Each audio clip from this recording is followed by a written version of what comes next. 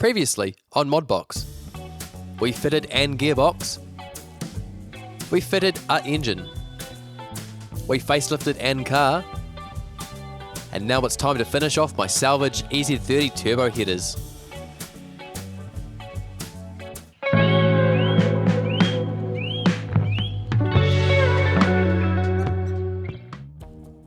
In the lead up to this, I've already refitted the exhaust I made, which has been cleaned up and fits the new shell perfectly. It's a full 3-inch stainless steel system using an Adrenaline R muffler made right here in New Zealand. The engine is looking superb in the engine bay, and now it's time to adorn it with some awesome turbo stuff. The turbo setup was my work in progress when the original car got burned. So for perspective, these photos are a few hours before, this is after the fire, and this is how they are now. They've been cleaned up, and they're ready for a brand new lease on life.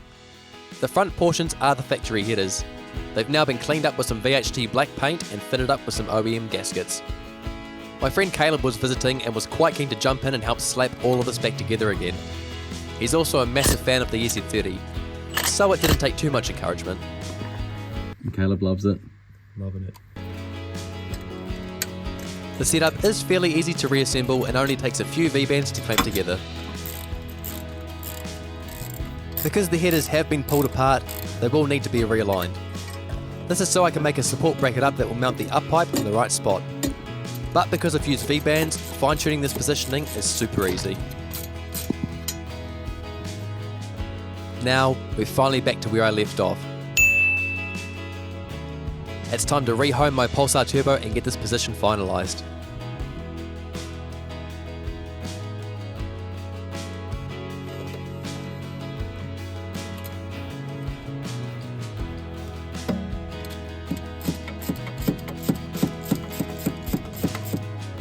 With a few small tweaks, the clamps are tightened up, everything looks good, time to finish what I started.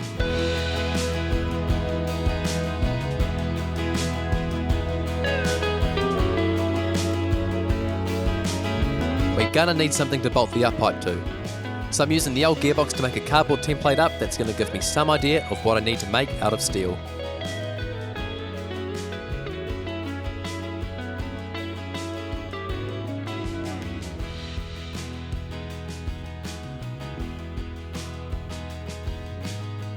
Using a bolt with a point is a great way to mark holes to be drilled.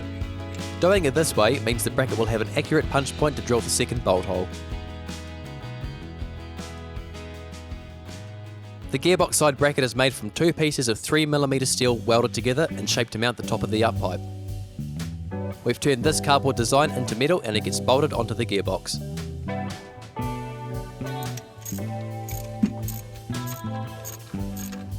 The base of the up pipe mount is the inside of a 45-degree bend, which follows the shape of the pipe quite nicely. A piece of flat stainless is shaped to fit and welded on too.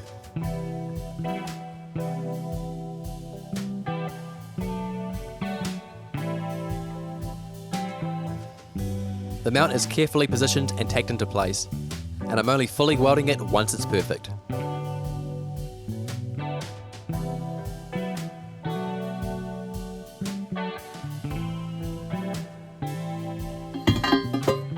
It's my first time using the new welder, so I'm being really careful with the settings to avoid blowing too much heat into this joint.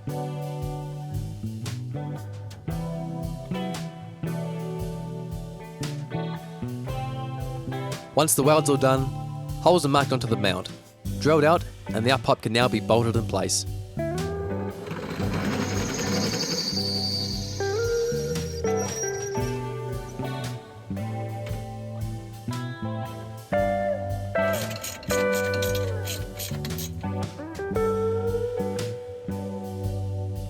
The turbo position is now finalised, so it can be reinstalled and we can start to fab up a dump pipe. I went to go see Simon at MaxFab, and he was able to supply me with a pile of stuff which would hopefully be enough to finish the job. It goes without saying, but I'm by no means a fabrication pro, but I've done this enough times to have some idea of what I needed. The tools I'm using are fairly concise, but will be sufficient enough to make this turbo setup awesome. As is the case with a lot of fabrication, It's trial, error, rinse and repeat. In this case, I'm going to cut up a long bend and clock it for the upper portion of the dump pipe. The drop saw I'm using won't make perfect cuts, so a medium grip belt sander is used to make the joint flat and fit up nice.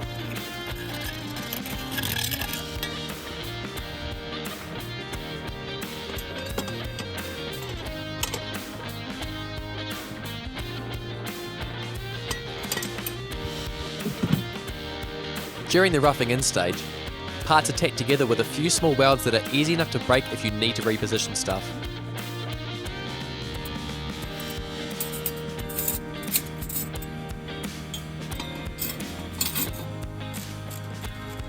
The dump pipe is being made from 3-inch stainless, which is fairly standard sizing for this power level. I'm being vigilant to make sure that it has ample clearance from stuff like the brake and clutch cylinders, as there will be a lot of heat emitted from here.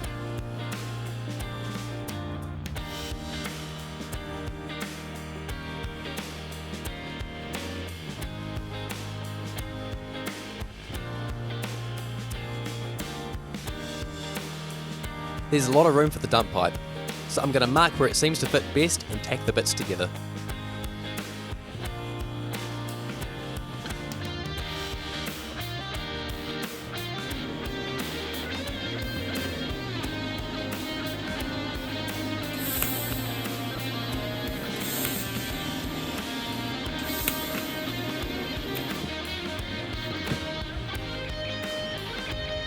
After a few hours, I had the shape as my first idea. Unfortunately, there's a few problems. The first idea sits way too close to the cross member, so I had a bit of a rethink and chopped the pipe and used a couple of pie cuts to move it away.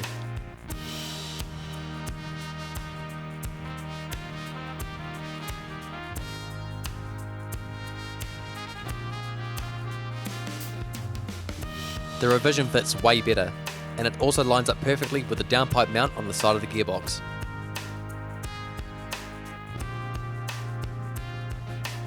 The downpipe comes back out to be cleaned with acetone and tacked more thoroughly. Once I'm sure it's still good, the joints will be welded up one by one.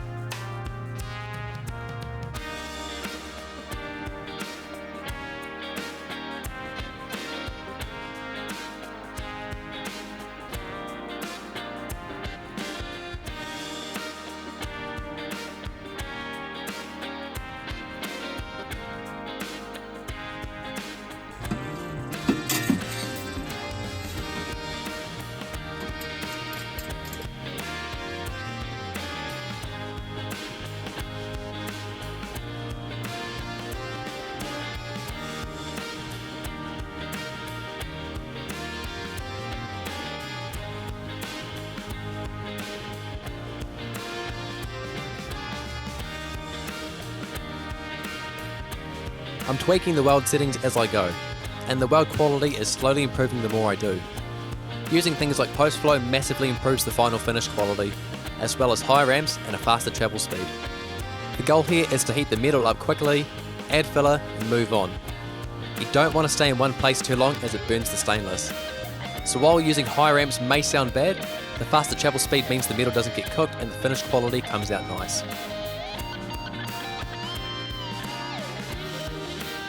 Using gas post-flow means the weld area is still shielded for a few seconds after the arc shuts off. This prevents oxygen from hitting the material before it's ready.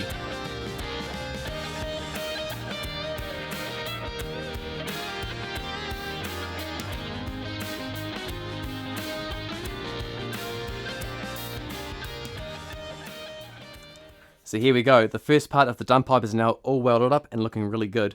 Happy as with how it's turned out, there's heaps of clearance and the welds look really good, so I'm calling that one a big win. So where we go to now is we're going to be fitting up this.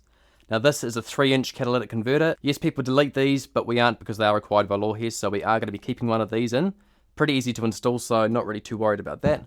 Along with the catalytic converter, I'm also going to be putting a bellow joint in because that will mean the exhaust can move around freely from the downpipe and we're not going to have any issues with cracking. There's also a mount on the side of the gearbox we need to link into with this.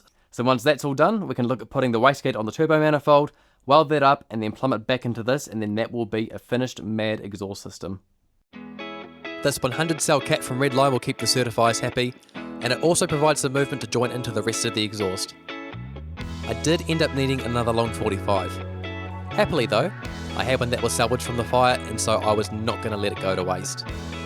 I have cleaned the debris off where the weld joint will be, but I'm going to leave the patina on since it's going to get hot again anyway. For doing this kind of job, a hoist or car lift is always going to be ideal. I don't have one of those anymore, so I'm doing all of this work lying under the car, which is on axle stands. And even though it's not ideal doing it like this, sometimes you have to make do with what you have. Surprisingly, I'm finding that doing it like this isn't as hard as I thought it would be. So if I can do it, anyone can. The foreman came by for inspections and he was quite pleased with the progress. He noted the ground clearance was satisfactory and he opted to leave me to it.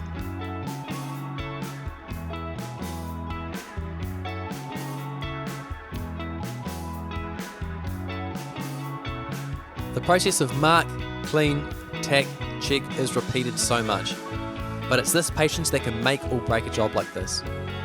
It's paying off here, and it is starting to look like SuperSonic might actually be finished one day.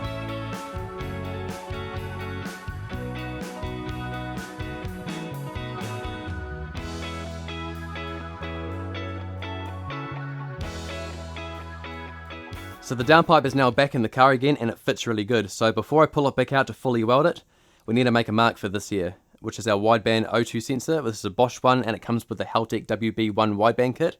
It's a very important part of being able to tune your car because it tells you the air-fuel ratios.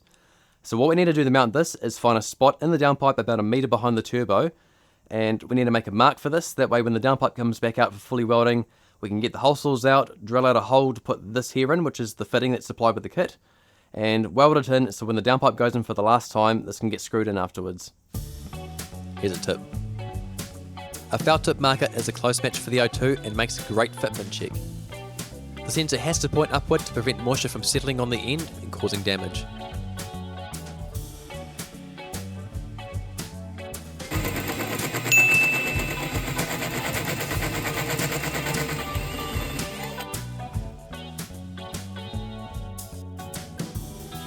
The support bracket also gets a base plate. By now, I was starting to get pretty confident on the new welder.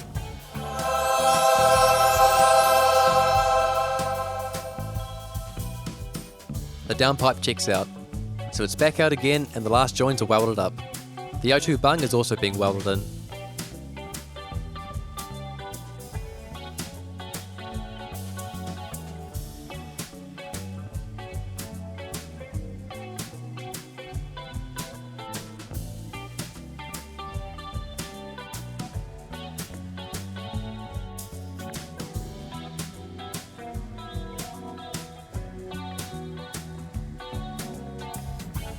The wastegate is going to be plumbed back in, so I'm making a hole in what looks to be the best spot for flow and positioning.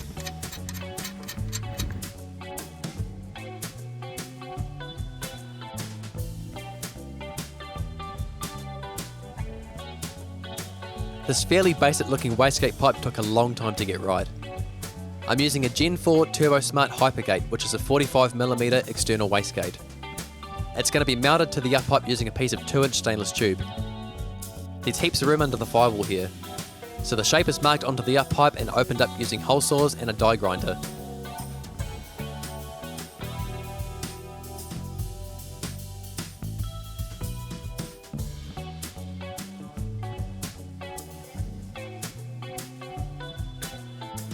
I'm going slow to make sure that I don't overshoot the hole, but making sure that the tube and the hole inside the up pipe are as close as can possibly be.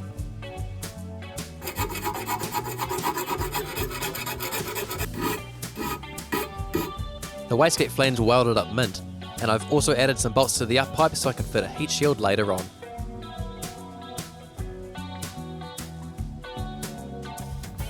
After some precise die grinding, the wastegate fitment is rechecked to confirm it's good for space.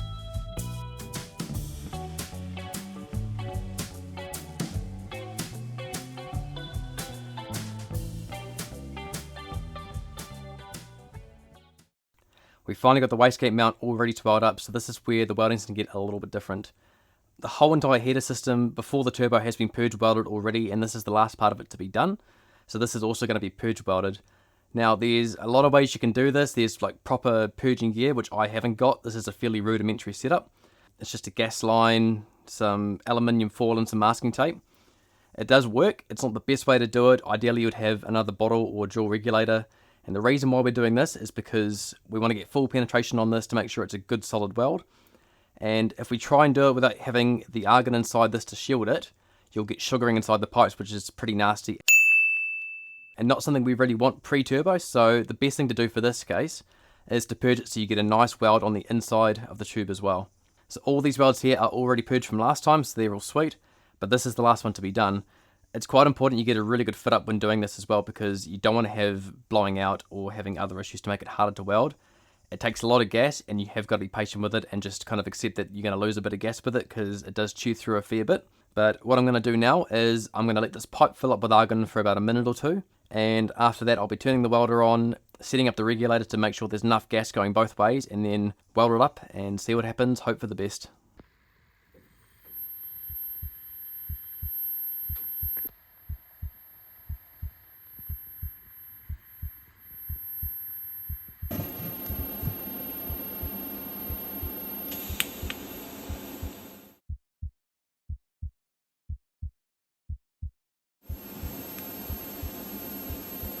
The wastegate mount had its challenges, but after using a few dollars worth of gas, it was on.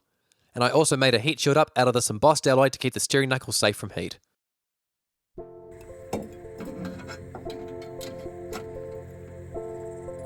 We are now on the home straight. The wastegate can go on for the last time, and I'm going to turn this pile of stuff into a nice looking return pipe. I've left a V-band in the middle so I can run it open on the track and have a bit of extra noise.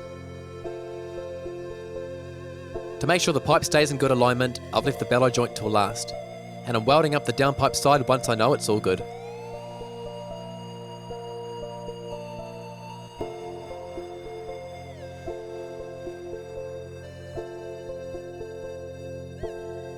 With the last weld on the bellow finished, the turbo setup is done.